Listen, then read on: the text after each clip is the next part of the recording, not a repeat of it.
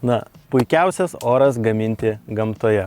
Taigi, gaminsim rūkytą lašišą, karštai rūkytą lašišą. Turint Kamado tipo kepsninę, Big Green Egg kepsninę, rūkymas yra vienas malonumas. O rūkytą žuvį galima valgyti ne tik prie jūros, bet ir gamtoje, kažkur savo sodyboje ar išvykus tiesiog su draugais kažkur prie ežero. Taigi aš naudosiu laukinės lašišos filė. Taip, ją yra sunkiau gauti, taip, jinai yra brangesnė, tačiau skonis atperka viską. Ir ką reikėtų padaryti prieš ją marinuojant, tai išimti kauliukus. Štai čia yra dažniausiai filė randama tokia juostelė mažiukų kauliukų.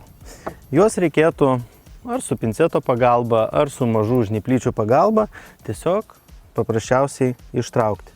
Su pirštu pajaučiam, kur yra kauliukas, jį paimam ir ištraukiam.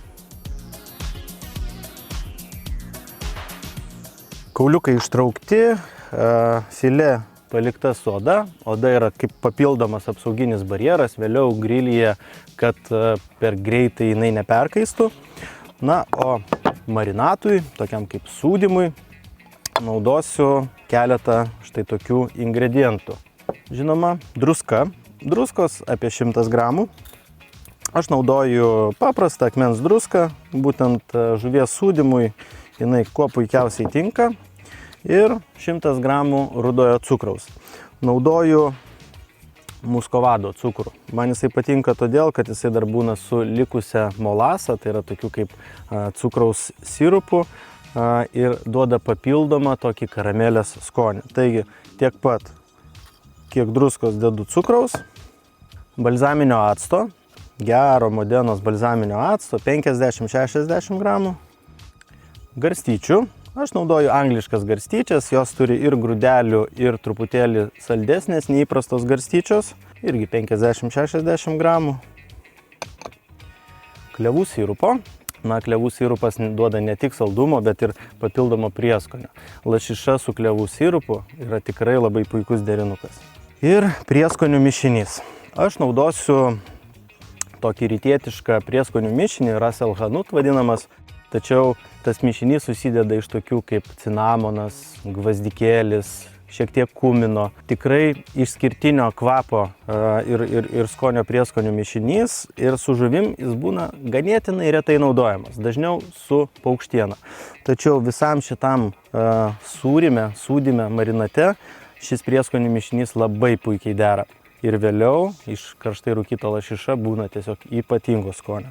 Taigi 2 šaukštai šio prieskonio mišinio, jame druskos nėra. Ir dabar viską gerai išmaišau. Taip. Taigi pasiimu lašišą. Truputėlį šio sūrimo patepsiu ant dugno. Na, toj vietoj, kur vėliau padėsiu lašišą.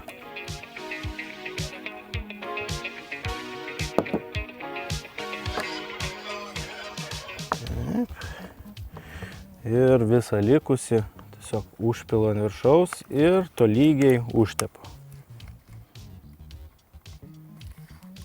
Taip užklotą lašišą, užmarinuotą lašišą reikėtų uždengti su maistinė plėvele ar kažkaip kitaip sandariai uždaryti ir palikti marinuoti arba sūdytis.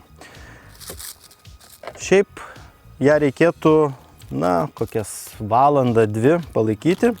Taigi jeigu per ilgai palikčiau lašišą šitame marinate, jinai netektų labai daug drėgmės. Žinoma, vėliau nerūkinant, o tiesiog nuplovus marinatą, plonai pasipjaušius ir valgant būtų fantastiškai skanu.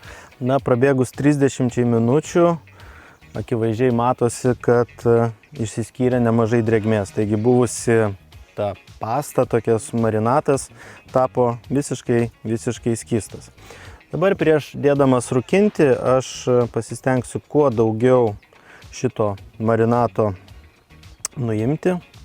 Štai net pati filė tapo daug tvirtesnė. Taigi tas sūdymas duoda tokį standumo efektą. Tai reiškia, kad išsitraukia drėgmė.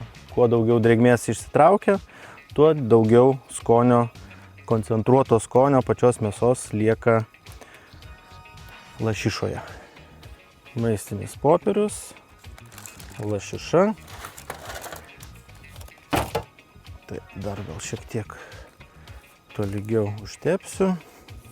Ir dabar keliausime į Big Green Egg rūkyklą. Taigi rūkymas su šito griliu man asmeniškai turbūt yra vienas įdomiausių gamybos procesų.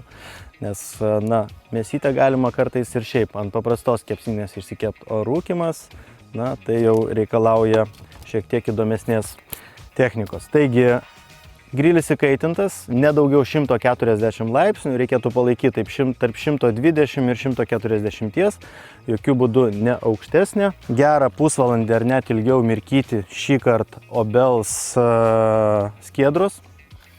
Įdedu gausiai 2-3 saujas skiedrų, apsaugą nuo tiesioginės kaitros, taigi dedu deflektorių, groteles ir ant viršaus taip paruoštą lašišą. Rūkinsiu maždaug 30 minučių. Iš tikrųjų, čia jau reikėtų turėti termometrą, taigi storiausioje vietoje lašiša turėtų pasiekti maždaug 50-55 laipsnius vidinę temperatūrą.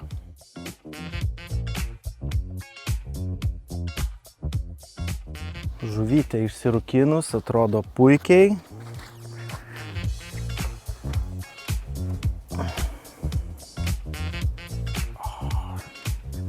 Štai bus stalo puošmena.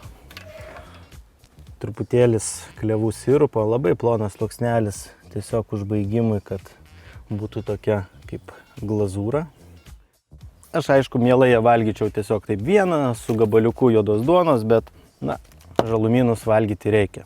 Ne tik reikia, bet ir labai sveika. Taigi turiu žaliųjų salotėlių, galite rinktis kokias tik norit, žalios salotos, vasarą nieko nėra geriau. Ir toksai labai greitas padažėlis. Turiu porą šaukštų klevų sirupo, maždaug pusės citrinos sultis, gero alyvuogių aliejaus, na, panašus kiekis kaip ir citrinų sulčių, šiek tiek šviežiai maltų juodųjų pipirų, labai nedaug, ir šiek tiek druskos. Ir viską tiesiog gerai išmaišau. Keletą šaukštų padažo. Jokių būdų nereikėtų labai daug padažo ant salotų pilti, kad jos išliktų traškios, gaivios. Atėjo tiesos akimirka, ragausim lašišą.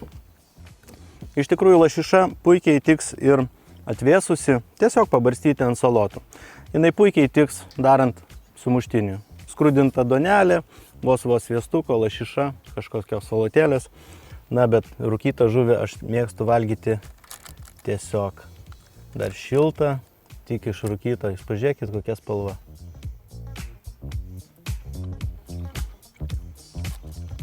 Labai gerai.